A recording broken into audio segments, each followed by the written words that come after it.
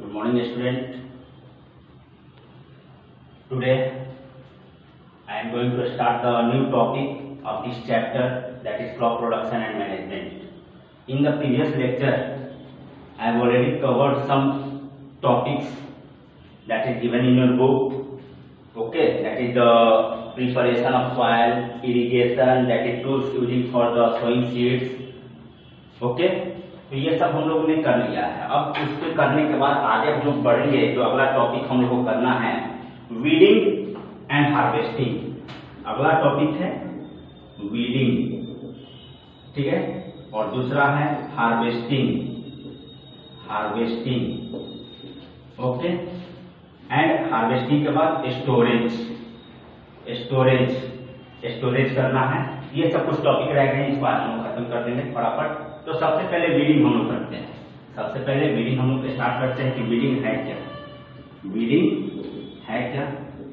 Actually weeding जो है, जो मेन क्रॉप्स होता है, जो जैसे पैडी लगाए हैं, बीट लगाए हैं, ठीक है, तो उसके साथ क्या होता है कि और भी छोटे छोटे अनवांटेड प्लांट्स हो जाते हैं, छोटे छोटे एकदम, ठीक है, इस टाइप के अनवांटेड प्लांट्स जो हो जाते हैं जिनकी कोई यूज नहीं होती है, ठीक है।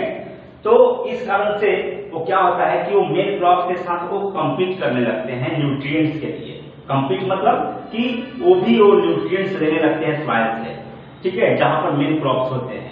तो इससे क्या होता है कि मेन क्रॉप्स को प्रचुर मात्रा में जो चाहिए न्यूट्रिएंट्स, यानी जो सफिशिएंट अमाउंट में न्यूट्रिएंट्स चाहिए मेन क्रॉप्स को, वो क्या होता है कि उसको नहीं मिल पाता है, और इसके कारण क्या होता है कि मेन क्रॉप्स को सही से ग्रोथ एंड डेवलपमेंट नहीं हो पाता है।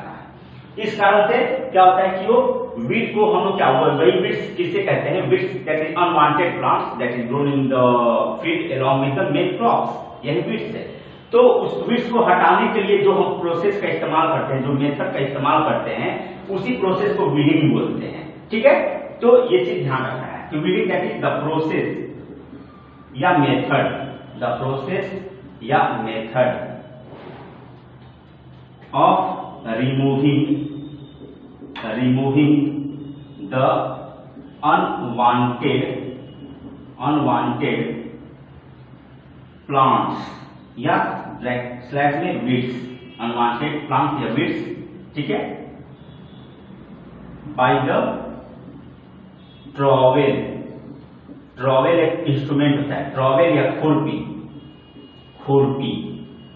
ठीक है, खुरपी, ट्रॉयल या खुरपी,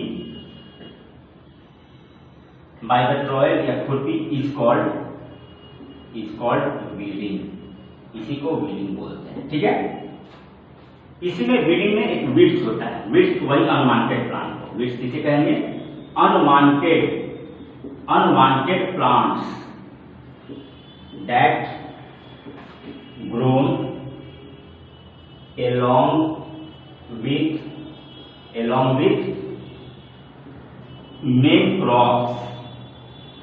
along with main crops in the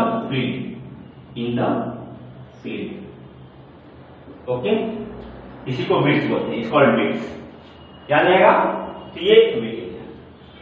अब वीडिंग जो है, वीड में कुछ वीड्स का एग्जांपल्स है, एमारैंथस, चेनोपोडियम, ये कुछ एग्जांपल्स है, examples weeds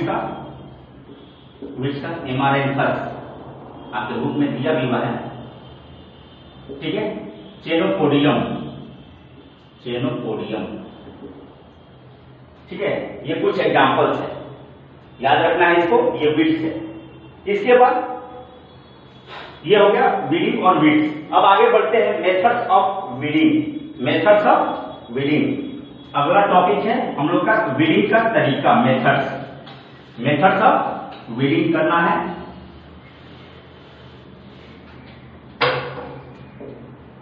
methods of weeding, ठीक है, कौन कौन से तरीके हैं वीडिंग का। सबसे पहला इसमें है मैनुअल। एक तो सबसे पहले टिलिंग, जब प्लाविंग करते हैं, प्लाविंग या टिलिंग एक ही चीज है, यानी लूजनिंग ऑफ द सॉइल को जो लूज करते हैं, ठीक है, हल से, ठीक है, ये बाई ट्रैक्टर या मैनुअल भी, तो टिलिंग उसी को बोलते हैं। द प्रोसेस ऑफ टिलिंग क्या है, टिलिंग या प्लाविंग एक ही चीज है। The process of removing, the process of loosening and turning the soil with the help of the होए या cultivator, okay, by using tractors, ये सब का इस्तेमाल करके हम लोग करते हैं। ये टिलिंग हुआ। तो एक पहला टिलिंग में क्या होता है, जो छोटे छोटे पौधे होते हैं, जो वीड्स अभी जस्ट बताए हैं, वो वीड्स ये सब क्या होते हैं, उस सॉइल से लूज रहते हैं, निकल जाते हैं बाहर, और इसके उसके क्या होते हैं, हम लोग उसको वीड्स को हटा देते हैं। तो ये एक तरीका है मेथड वीडिंग का। दूसरा है मैनुअल मेथड, वही खुरपी या ट्रॉयल का इस्तेमाल करते हैं। खुरपी आप लोग देखे होंगे, तो खुरपी का इस्तेमाल करके हम लोग क्या करते हैं, वीडिंग प्रोसेस करते हैं, यानी वीड्स को हटाते हैं। उसके बाद है कुछ केमिकल मेथड भी है। केमिकल मतलब कुछ केमिकल्स का इस्तेमाल करते हैं, उसका नाम है वीडीसाइड। वीडीसाइड, उस केमिकल को हम क्या बोलते हैं, वीडीसाइड्स, जो कि वो वीड्स को क्या करता है, जो अनवांटेड प्लांट है उसको क्या करता है, वो खत्म कर देता है, ड्राई आउट कर देता है, यानी उसको सुखा देता है, अगर उस पर छिड़केंगे तो। ये चीजें, ये तीन मेथड है। पहला है टीलिंग, पहला है टीलिंग, ठीक है। दूसरा है मैनुअल मेथड, ठीक है। और तीसरा है बाय यूजिंग केमिकल, ठीक है। ये तीन मेथड्स है वीडिंग करने का तरीका, यानी वीड्स को हटाने का। यानी जब भी सोइंग करने से पहले, यानी खेतों को हम लोग जब जुताई करते हैं हल के द्वारा, तो सबसे पहले हम लोग खेत को जुताई करते हैं सीड्स को लगाने से पहले। सीड्स को लगाने से पहले हम लोग टीलिंग करते हैं, ठीक है, समझ पा रहा है। तो ये टीलिंग होगी, समझ। नेक्स्ट इसके बाद है मैनुअल मेथड। मैनुअल मेथड में हम लोग क्या करते हैं कि हाथों के द्वारा या हैरो या ट्रॉवेल के द्वारा या खुरपी के द्वारा हम लोग क्या करते हैं, इस मेथड में हम लोग क्या करते हैं, खुरपी से जो किसान होते हैं, या ट्रॉवेल देखें आप लोग, वो भी खुरपी का ही एक प्रकार होता है, खुरपी का ही एक तरीके, खुरपी जैसा ही होता है वो ट्रॉवेल, नहीं तो कुदाल, स्पेड जिसको बोलते हैं, उसके माध्यम से ये लोग क्या करते हैं, किसान लोग वो वीड्स को हटाते हैं, अनवांटेड प्लांट्स को हटाते हैं, मैनुअल मेथड। और बाय यूजिंग केमिकल नाम से पता चल रहे हैं, केमिकल का इस्तेमाल। कुछ केमिकल्स होते हैं जिसका नाम वीडीसाइड है, उसका बायोलॉजिकल नेम वीडीसाइड है, उसको इस्तेमाल करते हैं हम लोग उस वीड्स को हटाने के लिए, रिमूव करने के लिए, ठीक है। याद रखना है, कुछ वीडीसाइड्स का एग्जांपल्स यहां दिया हुआ है, 2,4-D, मेटाक्लोर, इसके बाद है सेरियाजाइन, MCPA, ये सब वीडीसाइड्स का नाम है। सम chemicals called weedicide, chemicals used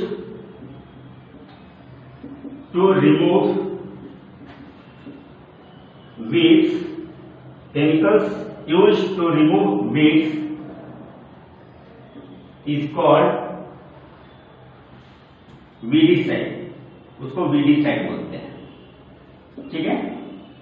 some examples weedicides का, ठीक है।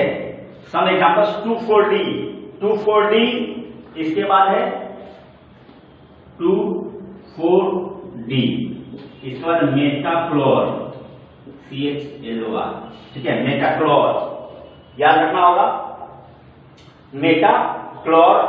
इसके बाद है MCPA,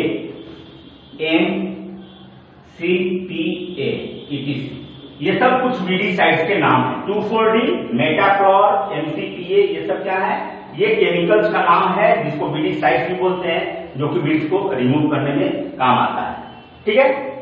चलिए, इसके बाद जब इसको वीडीसाइड, जब इसको आप देखो किसान उसको पीठ पर ऐसे अपने बैक पर एक कंटेनर टाइप का लेकर इसको रख लेते हैं, और उसको फिचकारी जैसे होली में फिचकारी हम इस्तेमाल करते हैं पाइप जैस का, वैसा ही होता है, और उससे वो लोग क्या करते हैं, वो खेतों में छिड़कते हैं सब। वो एक्चुअली क्या होता है, वही वीडीसाइड है, जो वीड्स वगैरह सब खत्म होते हैं। इसके बाद पेस्टिसाइड वगैरह भी इस्तेमाल करते हैं, पेस्टिसाइड जो कीड़े वगैरह न लगे, ठीक है, इसको याद रखना है। नेक्स्ट अब आते हैं हम लोग क्रॉप प्रोटेक्शन। अगला टॉपिक है क्रॉप प्रोटेक्शन। क्रॉप प्रोटेक्शन कैसे करेंगे, ये तो वीडिंग हो गया, यानी जब क्रॉप लगा देते हैं तो उसको प्रोटेक्ट करना होगा, उसको क्या करना होगा, प्रोटेक्ट करना होगा, क्रॉप प्रोटेक्शन। अगला टॉपिक क्रॉप प्रोटेक्शन।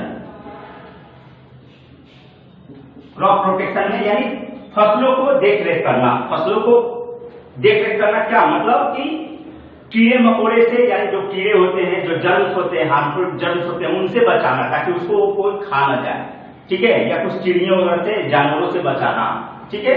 तो ये क्रॉप प्रोटेक्शन आता है। क्रॉप प्रोटेक्शन में सबसे पहले मेथड्स जो है हमको देख लेना है कि मेथड्स ऑफ क्रॉप प्रोटेक्शन में सबसे पहले क्या क्या हम लोग करते हैं, कम से कम 2-4 पॉइंट देख लेते हैं। सबसे पहले क्या करेंगे, इसमें हम लोग अपने क्रॉप प्रोटेक्शन के लिए सबसे पहले जो फील्ड होता है मेन फील्ड, उसको हम फेंसिंग कर सकते हैं। फेंसिंग मतलब चारों तरफ से घेर देंगे। Fencing the field, FIELD, field where crops are grown, where the crops are grown. ठीक है, जहां क्रॉप्स लगे हुए हैं वहां उस फील्ड को हम लोग क्या कर देंगे, फेंस कर देंगे, ताकि जानवरों से प्रोटेक्ट हो सके। ठीक है, where the crops are, fencing the field where the crops are grown to protect, लिख देते हैं to protect from, लिख दीजिए और to protect from animals, stray animals, stray मतलब जो घूमते रहते हैं, stray animals, it is, ठीक है, उससे प्रोटेक्ट करते हैं। दूसरा क्या पॉइंट हो सकता है, दूसरा पॉइंट यूजिंग ए स्केयर क्रो। आप लोग देखोगे बहुत सारे खेतों में एक डंडे गाड़कर वर्टिकल और उसमें एक आदमी का क्लोन तैयार बना दिया जाता है, पुआल का या जो भी हो, कपड़े पहनाकर या भेतल मतलब घड़ा वगैरह लगाकर इस तरह से ये बना दिया जाता है। देखिए ये है, इस तरह से ये बना देता है, इस तरह से ये बना दिया जाता है, इस तरह से ये खेतों में इस तरह से बना दिया जाता है। समझ में आ रहा है, ताकि कोई जानवर वगैरह या कोई चीज मत ये आए वहां पर, ये सब चीजें, इसी को स्केयर क्रो बोलते हैं। यानी and beating the drum, using the scarecrow and beating drum, beating drum, beating drum या स्केयर क्रो का इस्तेमाल हम लोग करते हैं। ठीक है, सबसे अच्छा मेथड होता है क्रॉप्स को बर्ड से बचाने के, ताकि बर्ड दूर से देखें कि अरे खेतों में आदमी है, इंसान है, वहां नहीं जाना है। ठीक है, using the scarecrow and beating drum to protect from birds, bird से बचने के लिए। तीसरा पॉइंट क्या हो सकता है क्रॉप प्रोटेक्शन के लिए? तीसरा पॉइंट ये होगा कि crop plant always prone to fungal and bacterial and viral. तो इसमें क्या करते हैं हम लोग कि क्रॉप प्रोटेक्शन को करने के लिए using fungicides comma pesticides, okay, fungicide, pesticide, insecticides comma insecticides, using fungicides, pesticides, insecticides to the crops to protect from insects,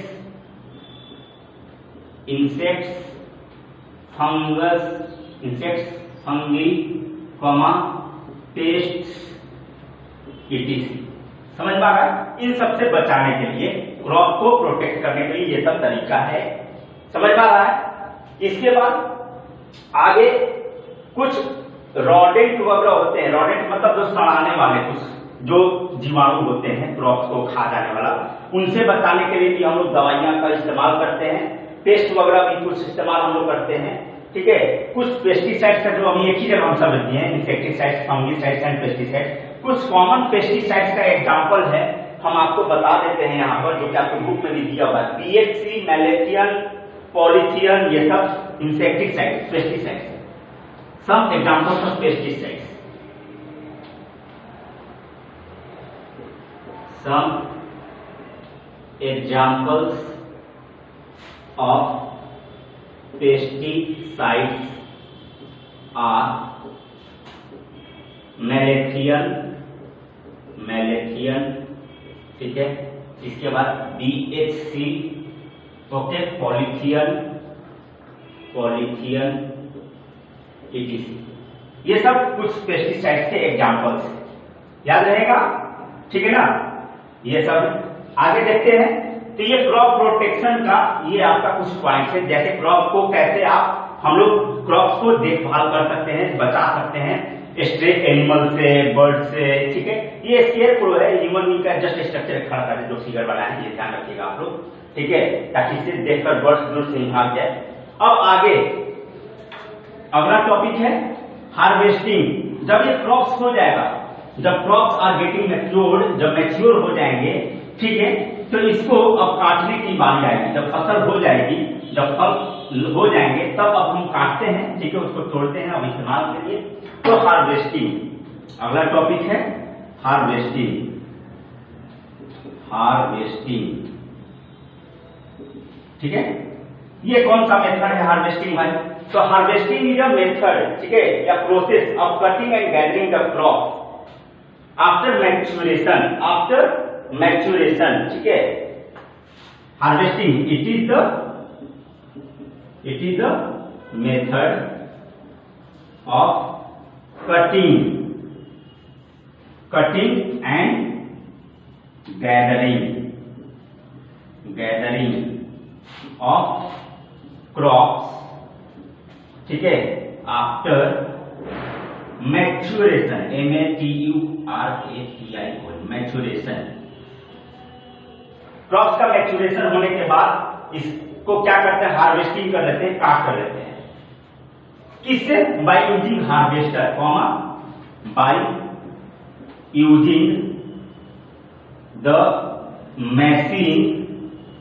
machine called harvester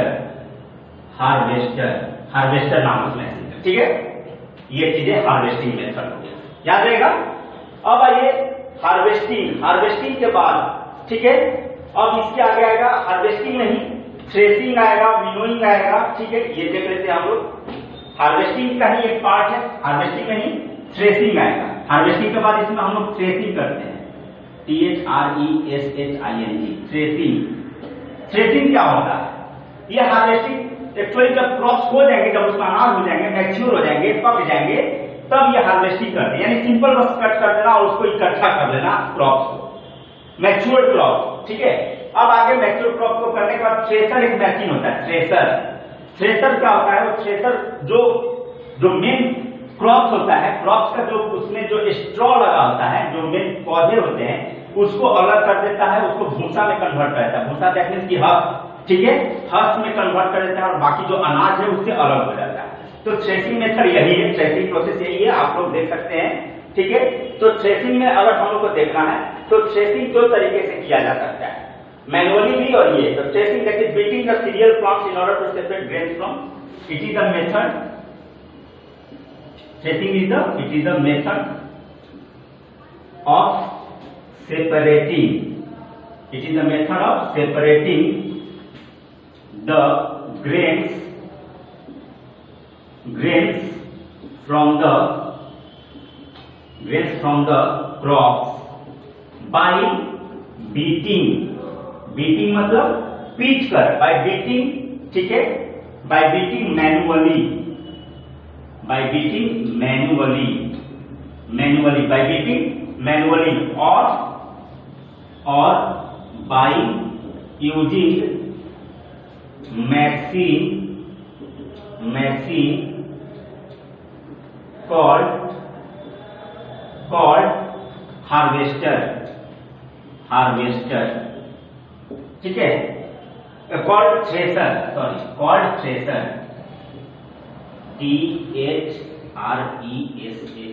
thresher, ठीक है, उसको थ्रेसर बोलते हैं उस मशीन को। या तो मैनुअली हम लोग बीच करके पीट के एक हार्ड सरफेस बना लेंगे, चौकी हो गया या लकड़ी का कोई वुडन या कोई स्टोन का, पत्थर का एक हम चबूतरा बना लेंगे, एक फ्लैट सरफेस, और वहां उसको क्या करते हैं किसान, उसको बंडल बना कर उस गुच्छे में और उसको पीटते हैं मैनुअली, ठीक है। तो ये मैनुअली हो गया, मैनुअली बीच करके और उसको ग्रेन्स को अलग कर देते हैं, और उसके बाद जो पैडी होता है या जो रेस्ट बच जाता है रेसिड्यू, उसको अलग कर देते हैं प्लांट। और उसी तरह या तो मशीन के द्वारा, मशीन के इस्तेमाल करके, जिसको हम लोग थ्रेसर बोलते हैं, उस थ्रेसर का उसमें भी क्या करता है, वही काम करता है। उसको फसल से वो क्या बोलते हैं, जो प्लांट होता है, प्लांट का जो पार्ट होता है, स्ट्रॉ पार्ट, उसको अलग कर देता है, ठीक है, और उसके बाद जो अनाज है उसको ग्रेन्स को अलग कर देता है। ये थ्रेसिंग मेथड है, समझ में आ रहा है। अब थ्रेसिंग के बाद इसी में आता है, थ्रेसिंग दो तरीके से हम बता ही दिए हैं। एक तो क्या होता है कि वो थ्रेसर का इस्तेमाल करते हैं, और नहीं तो एक मैनुअली, ये दो तरीका हो गया। अब आगे बढ़ते हैं विनोइंग।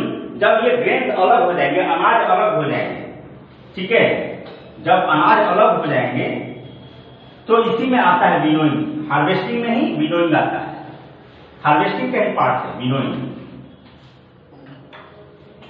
अगला है winnowing, B number,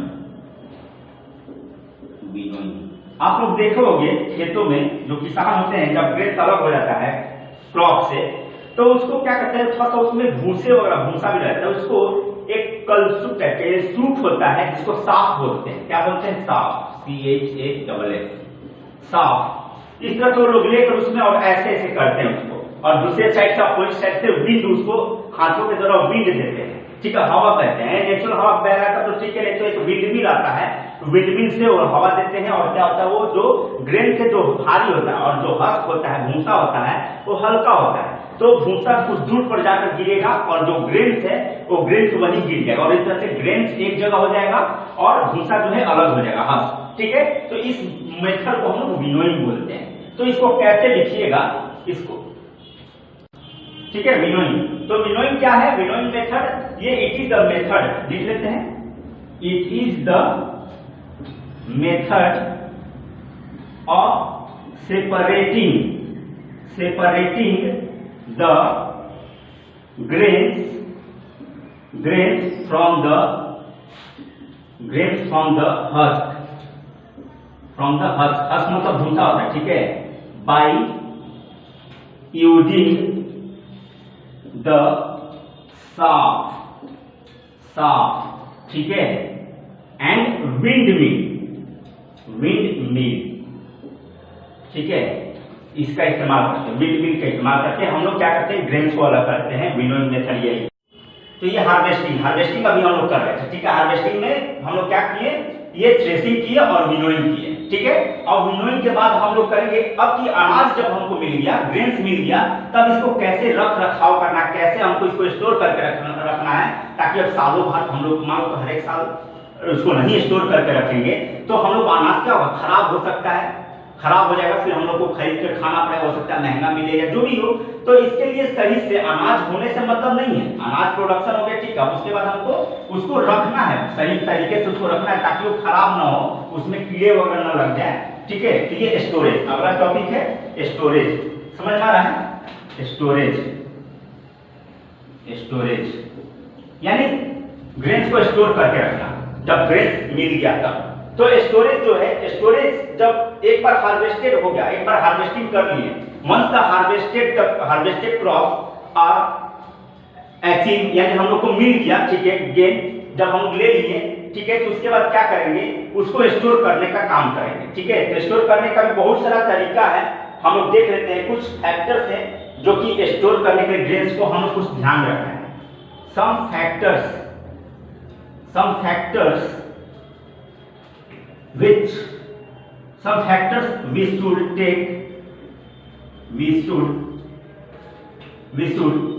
keep in our mind to store the harvested crops,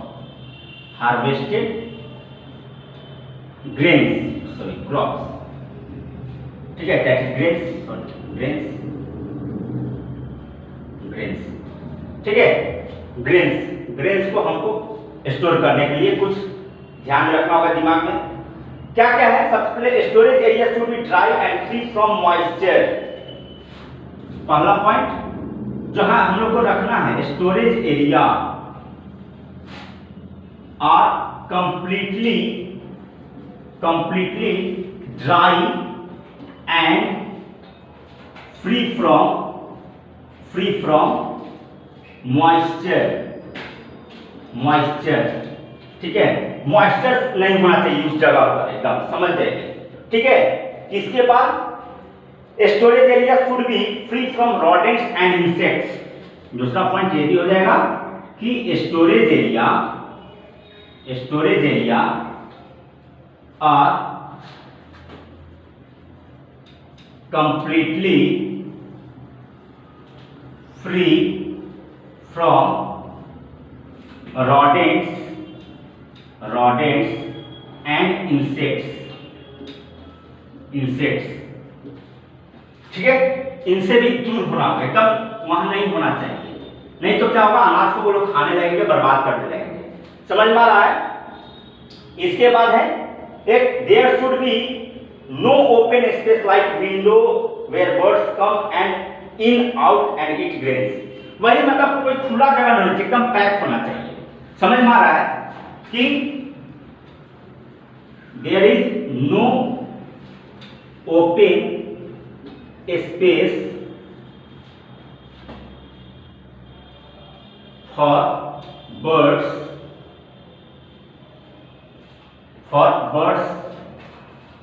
and insects, लिख लीजिए, and insects to come in and out to eat the grains, grains को खाने के लिए। ये कुछ स्टोरेज का फंडा है, स्टोरेज का कुछ पैरामीटर्स है जो कि ध्यान में हम लोग को रखना है। Storage area should be completely dry and free from moisture. अगर मॉइस्चर रहेगा और भीगे रहेंगे थोड़ा तो वहां बहुत सारे कीड़े मकोड़े का एक सूटेबल कंडीशन बन जाएगा कीड़ा वगैरह प्रोड्यूस होने का। ठीक है, तो इससे क्या होगा, वो कीड़े फिर अनाज को बर्बाद कर देंगे, सड़ा देंगे। उसी तरह storage area completely free from rodents and insects और जो सड़ाने वाले जो कीड़े मकोड़े उनसे फ्री होना होगा, एकदम नहीं होना चाहिए। और कोई ओपन स्पेस नहीं होना चाहिए उस स्टोरेज एरिया में। ठीक है, जो भी आप स्टोरेज एरिया बनाए हुए हैं किस तरीके का, वहां ओपन स्पेस नहीं होना चाहिए बर्ड्स के लिए, इंसेक्ट्स के लिए, ताकि वो अंदर और बाहर आते रहे और अनाज को खाते रहे। ठीक है, तो ये कुछ आपका फंडा है, इसको ध्यान रखना है। अब आगे है ट्रीटमेंट फॉर स्टोरेज। एक छोटा सा टॉपिक इसी में कि treatment for storage.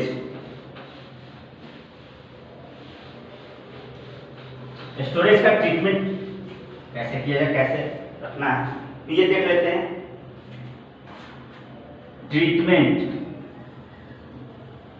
Treatment of storage, storage का ट्रीटमेंट। देखते होंगे कि क्या होता है कि जो हमारे यहाँ अनाज आता है जब ये खेतों से जो, तो उसके बाद उसमें जो हमारी माँ है या बूढ़ी माँ जो भी हो, वो क्या करती है कि जिस चीज में रखते हैं, जूट बैग हो या कंटेनर हो, ठीक है, या मिट्टी का भी, बहुत सारे ग्रामीण क्षेत्र में मिट्टी का भी कोठरी बनाया जाता है, कोठरी जिसको हम लोग साइलोज वगैरह भी बोलते हैं या ग्रेनरीज बोलते हैं।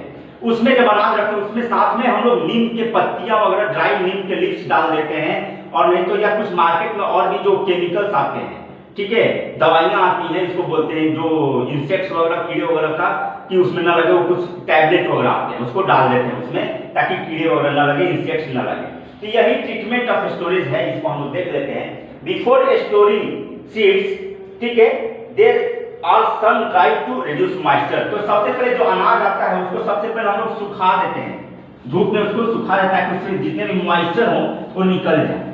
बिफोर स्टोरिंग, पहला point, before storing the grains we should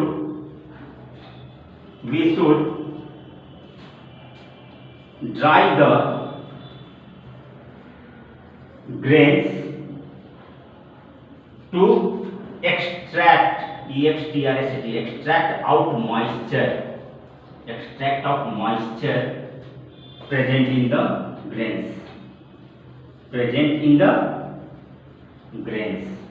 ठीक है, ग्रेन्स में जो होगा, ये पहला कुछ ट्रीटमेंट है स्टोरेज का। दूसरा, dried neem leaves and garlic और turmeric pieces are used while storing the grains. वही हम जस्ट बताएं आपको, वही चीजें, ड्राइड नीम लीव्स या गार्लिक, ठीक है, जिंजर और गार्लिक मतलब पता है ना, लहसुन, एंड टर्मेरिक, हल्दी, turmeric pieces, PIECES, pieces are used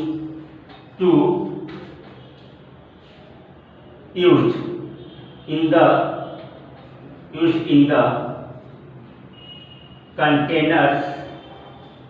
containers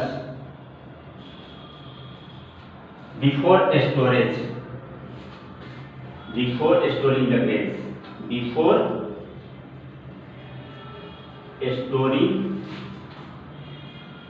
the grains. ठीक है, ये है ट्रीटमेंट ऑफ स्टोरेज में। और क्या हो सकता है कि specific chemical treatment also given to store grains. Specific chemical treatment also given. ठीक है, तीसरा पॉइंट है, वो भी लिख सकते हैं कि specific chemical treatment is given before storing the grains. लिख देते हैं इसको भी। अगला है तीसरा point, specific chemical treatment, specific chemical treatment is given before storing the grains. ठीक है, ये कुछ ट्रीटमेंट है स्टोरेज का। आगे है मेथड्स ऑफ स्टोरिंग। मेथड्स मतलब तरीका, कौन कौन सा तरीका है हम लोग को स्टोर करने का। ठीक है, ये देख लेते हैं। Methods of storing, methods of storing, methods of storing the grains, वही स्टोरिंग द ग्रेन्स। ग्रेन्स को स्टोर करने के लिए कौन कौन सा मेथड है, तो वही बाय मेकिंग द साइलोज। ठीक है, ध्यान रखते हैं इसको। कुछ मेटालिक कंटेनर्स होते हैं और क्ले कंटेनर्स जो होते हैं उसमें हम लोग, या जूट बैग, ये कुछ तरीका है। बाय यूजिंग मेटालिक कंटेनर, ठीक है, कॉमा जूट बैग, या soil container, soil container, soil containers, that is also called granaries, granaries. ठीक है, ये सब का इस्तेमाल करके हम लोग क्या करते हैं, इनमें हम लोग अपने अनाज को स्टोर करके रखते हैं ताकि खराब ना हो। साथ साथ में नीम लिप्स वगैरह और गार्लिक वगैरह या टर्मरिक वगैरह भी इस्तेमाल करते हैं। ये मेथड्स हो गया स्टोरिंग का। ठीक है, अब आगे इसमें क्या है, ग्रीन रिवॉल्यूशन है, थोड़ा सा दिया हुआ है, और क्रॉप प्रोटेक्शन, क्रॉप रोटेशन और क्रॉप मिक्स क्रॉप। ठीक है, तो ग्रीन रिवॉल्यूशन क्या है, इससे यानी हरित क्रांति, इसको हिंदी में बोलते हैं हम लोग हरित क्रांति। ठीक है, तो इसको हम लोग देख लेते हैं थोड़ा सा। ठीक है, ग्रीन रिवॉल्यूशन के बारे में। तो ग्रीन रिवॉल्यूशन लाने के पीछे मकसद क्या था, ग्रीन रिवॉल्यूशन हुआ क्या था, क्यों था, इसके पीछे कुछ कहानी है। ठीक है, थोड़ा सा कि प्रोडक्टिविटी बढ़ाने के लिए, अनाज का प्रोडक्टिविटी बढ़ाने के लिए, ठीक है, ग्रीन रिवॉल्यूशन हुआ था, ताकि कुछ सर्टेन मेथड्स का इंप्लीमेंट किया गया था, नए नए मेथड्स का इंप्लीमेंट किया गया था, अच्छे क्वालिटी के सीड्स वगैरह इस्तेमाल किया गया था। ठीक है, तो ताकि प्रोडक्टिविटी इंक्रीज हो। तो इसके पीछे यही रीजन है, टू द ग्रीन रिवॉल्यूशन, ठीक है, refers to the dramatic increase in the agricultural productivity, यानी एग्रीकल्चरल प्रोडक्टिविटी को इंक्रीज करने के लिए, यानी अनाज का उपज ज्यादा से ज्यादा हो, इसलिए ये ग्रीन रिवॉल्यूशन लाया गया था। ग्रीन रिवॉल्यूशन हुआ था, लाया क्या गया था, हुआ था। ठीक है, इसमें हुआ कैसे था कि ये ऐसे थोड़ा नेचुरली हो गया, ये इसमें क्या किया गया था कि कुछ अच्छे क्वालिटी के सीड्स वगैरह का इस्तेमाल किया गया था, बीज का इस्तेमाल किया गया था, और उस साल जब लगाया गया था ये, और कुछ अच्छे अच्छे टेक्नोलॉजी लगाया गया था, तो लगाने से क्या हुआ था कि बहुत ज्यादा प्रोडक्शन हो गया था अनाज का, और उस समय उसको हम लोग ग्रीन रिवॉल्यूशन के नाम से जाने। ठीक है, तो ये चीजें, तो इसमें कुछ है, हम लोग देख लेते हैं कुछ फैक्टर्स लीडिंग इंक्रीज प्रोडक्टिविटी। बस थोड़ा सा है, factors to increase the productivity of grains. ठीक है, क्या क्या फैक्टर्स हैं जो कि प्रोडक्टिविटी इंक्रीज करके, एक तो सबसे पहले शुरू में आप पढ़े हैं कि क्वालिटी सीड्स का अच्छा होना चाहिए, द क्वालिटी सीड्स, और एक्सपेंशन ऑफ फार्मिंग एरिया। इसमें सबसे पहले एक्सपेंशन फार्मिंग एरिया को बढ़ाना, farming area, expansion of farming area. और दूसरा एक पॉइंट जो दिया हुआ आपके बुक में, एक है मिक्स्ड क्रॉपिंग या मिक्स्ड फार्मिंग भी उसको बोलते हैं, मिक्स्ड फार्मिंग या क्रॉपिंग एक ही चीज है, ये आप ऐसे बता देते हैं। यानी मिक्स क्रॉपिंग मतलब क्या, या मिक्स फार्मिंग मतलब कि एक साथ दो तरीके के क्रॉप लगाना। जैसे आप देखोगे जब गेहूं हमारे यहाँ होता है, गेहूं के साथ साथ जब मैच्योर होकर काट कर आ जाता है और उससे जब गेहूं हम लोग प्राप्त कर लेते हैं, साथ साथ में उसमें देखिए कि तिलहन जिसको मस्टर्ड बोलते हैं वो भी उसमें होता है। ठीक है, तो ये क्या है, एक साथ मतलब कि ये मिक्स फार्मिंग या मिक्स क्रॉपिंग का एक पीछे रीजन भी होता है, ताकि अगर एक ही तरह का हम लोग फार्मिंग करते हैं, अनाज लगाते हैं, तो क्या होता है कि हर एक जो क्रॉप्स हैं वो अलग अलग न्यूट्रिएंट्स लेते हैं, अलग अलग न्यूट्रिएंट्स लेते हैं। तो अलग अलग न्यूट्रिएंट्स लेने के पीछे क्या है कि इसीलिए हम लोग मिक्स फार्मिंग करते हैं, ताकि हर एक क्रॉप्स एक ही तरह का न्यूट्रिएंट्स नहीं लेता, अलग अलग न्यूट्रिएंट्स लेगा। तो सॉइल में जो तरह तरह का न्यूट्रिएंट्स है, अगर एक ही तरह का क्रॉप्स लगाते हैं हम लोग, तो खाली वही न्यूट्रिएंट्स वो सॉइल से लेगा और वो न्यूट्रिएंट्स की कमी हो जाएगी सॉइल में। समझ में आ रहा है? तो इसलिए हम लोग मिक्स फार्मिंग करते हैं। समझ में आ रहा है ना? तो ये चीजें हैं, तो इसको ध्यान रखना है। ठीक है, ब्रीफली में बताते हैं कि ग्रीन रिवॉल्यूशन के पीछे मकसद यही था। ग्रीन रिवॉल्यूशन हुआ क्यों था? ग्रीन रिवॉल्यूशन हुआ क्यों था? ग्रीन रिवॉल्यूशन इसलिए हुआ था कि उस साल जब ये आया था, ग्रीन रिवॉल्यूशन हुआ था, उस समय बहुत ज्यादा अनाज हो गया था। ठीक है, और कैसे हुआ था कि इन लोगों ने, जो एक बायोलॉजिस्ट हैं, ठीक है, एक डॉक्टर नॉर्मन बोरलॉग, ठीक है, इन्होंने disease resistance variety of wheat यानी गेहूं का खेती इन लोगों ने किया था उस समय। ठीक है, और यही इसके बाद क्या हुआ कि उन्होंने मैक्सिको व्हीट, यानी मैक्सिको एक जगह का नाम है, वहां से ये व्हीट का ये एक सीड्स, ये इन्होंने सीड्स दिया था इंडिया को। और उस समय जब इंडिया में ये टाइप का जो हाइब्रिड सीड्स जब लगाया गया था व्हीट का, तो उस साल बहुत ज्यादा व्हीट का उपज हुई थी। ठीक है, व्हीट का ज्यादा उपज हुई थी, और इसके बाद क्या हुआ था कि उस साल व्हीट बहुत ज्यादा हुई, तो इसके नाम पर हम लोग क्या, ये ग्रीन रिवॉल्यूशन का नाम दीजिए, दैट इज हरित क्रांति। ठीक है, समझ में आ रहा है? तो ये चीजें, तो इसको ध्यान रखना है। अब आगे है बस छोटा सा कि crop rotation. Crop rotation mix farming आपको बता दिए, एक क्रॉप रोटेशन है और फूड फ्रॉम एनिमल्स, ये छोटा छोटा टॉपिक है, बता देते हैं। क्रॉप रोटेशन क्या है? क्रॉप रोटेशन अगला टॉपिक है, क्रॉप रोटेशन। रोटेट नाम से ही पता चल रहा है, क्रॉप रोटेशन यानी क्रॉप को बदल बदल कर लगाना। ये नहीं कि सालों साल एक ही क्रॉप लगा रहे हैं। हमारे यहाँ दो सीजन होता है, एक खरीफ क्रॉप सीजन और खरीफ के बाद एक होता है रबी। ठीक है, तो रबी क्रॉप सीजन। तो अभी जो ये सीजन चल रहा है, ठीक है, जो कि धान का भी खेती, अभी हमारे यहाँ धान की खेती होगी, जून जुलाई में यही होती है, जून जुलाई में लगाए जाते हैं। तो ये क्रॉप रोटेशन यही कि एक साल हम लोग खरीफ लगाएंगे, एक साल रबी लगाएंगे। ठीक है, कारण क्या है कि अगर एक तो सबसे बड़ा क्लाइमेटिक कंडीशन है, ये भी एक कारण है, और दूसरा कि हमारा मिट्टी अपना न्यूट्रिएंट्स लॉस करता है। ठीक है, तो मिट्टी को रिगेन करने के लिए न्यूट्रिएंट्स, अलग अलग जो न्यूट्रिएंट्स है, तो एक ही प्रकार का क्रॉप लगाएंगे तो वो फिर जो न्यूट्रिएंट लॉस हो चुका है वो फिर से रिगेन नहीं होगा, रिप्लेनिश नहीं होगा, फिर नहीं जाएगा मिट्टी में। इसलिए क्रॉप रोटेशन बहुत ही आवश्यक होती है। समझ में आ रहा है? तो इसको ध्यान रखना है। अगर इसको लिखना हो तो लिख लीजिएगा, लिख लीजिए, the practice of growing two और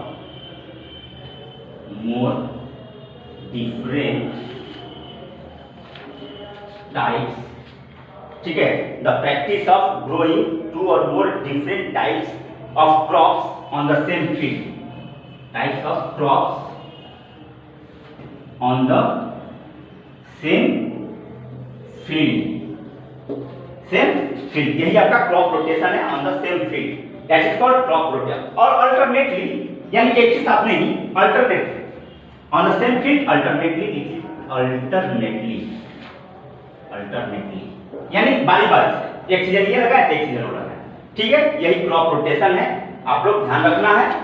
इसके बाद है आगे हम लोग का मिक्स्ड कल्टीवेशन। वही ये मिक्स्ड कल्टीवेशन क्या है? That is the process of growing two और more different types of crop in a particular field at same period of time. ठीक है। मिक्स्ड कल्टीवेशन, मिक्स्ड कल्टीवेशन, यही चीज है, बस थोड़ा सा अंतर है कि द प्रैक्टिस ऑफ, ये सेम चीज है, द प्रैक्टिस ऑफ ग्रोइंग 2 और मोर क्रॉप्स, ठीक है, on the same field at the same time, ठीक है, at the same time is known as mixed cultivation. समझ में आ रहा है? लिख लीजिए ना, बता ही देते हैं। The practice of growing 2 or more crops on the field at the same interval of time, ये मिक्स्ड कल्टीवेशन, ठीक है, ध्यान रहेगा। ये आपका टॉपिक है। लास्ट है फूड फ्रॉम एनिमल, जानवरों से जो हमको भोजन मिलता है। This is your last topic of this chapter, जो कि ये टेस्ट में आ रहा है चैप्टर, इसलिए मैं इसको आज कंप्लीट कर दे रहा हूँ। लास्ट चैप्टर है that is animals, food from animals, ठीक है, छोटा सा टॉपिक है। ये एनिमल्स से हमको जो भोजन मिलता है, क्या क्या मिलता है? एग मिलता है, मीट मिलता है, पता है कि नहीं? ठीक है, तो वही सब चीजें। Plants and animals provide a different kinds of food, ठीक है, फ्रॉम अस। तो सबसे पहले एक एनिमल हस्बेंड्री है। एनिमल हस्बेंड्री होता क्या है?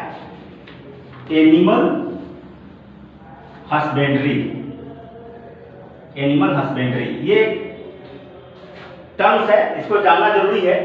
ये एक्चुअली है the practice of breeding and raising live stocks, the practice of breeding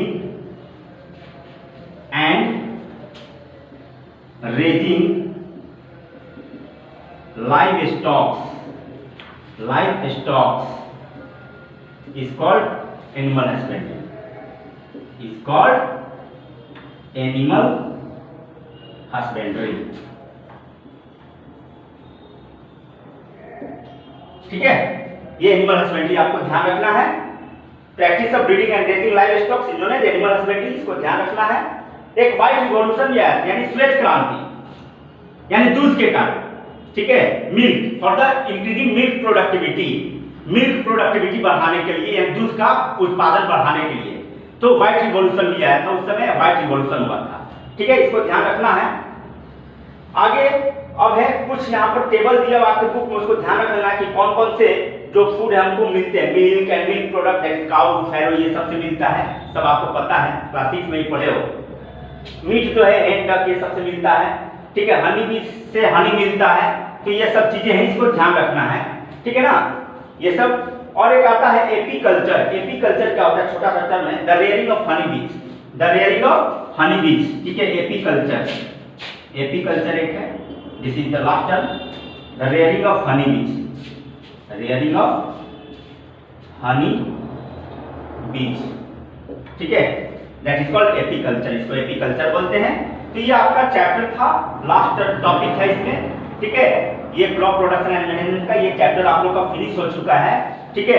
ये चैप्टर आपका अभी जो एग्जाम होने जा रही है P1, उसमें आने वाली भी है, तो इसलिए अगले लेक्चर में हम इसका क्वेश्चन आंसर भी करा देते हैं, ऑब्जेक्टिव्स वगैरह, ठीक है। That's all, thank you.